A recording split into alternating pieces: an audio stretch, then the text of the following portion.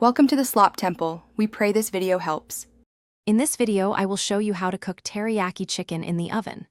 First, prepare your chicken by patting it dry with paper towels and cutting it into bite-sized pieces if desired. Next, we will combine the chicken with a prepared teriyaki marinade in a large bowl. Ensure all pieces are thoroughly coated, then cover the bowl and refrigerate it for at least 30 minutes or up to 4 hours, allowing the flavors to meld. Place your chicken pieces into a shallow dish or a large freezer bag.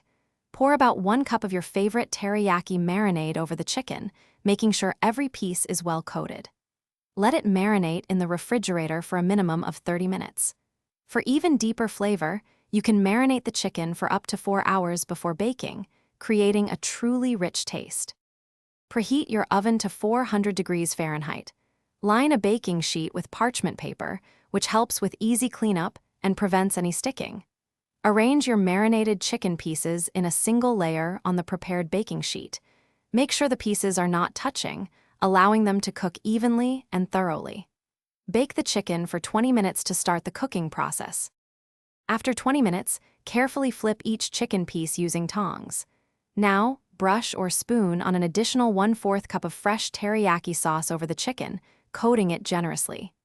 Return the chicken to the oven and continue baking for another 10 to 15 minutes until cooked through. For a nice crisp finish, you can briefly broil it for 1 to 2 minutes, watching carefully. Thanks for watching. Consider subscribing if we helped you.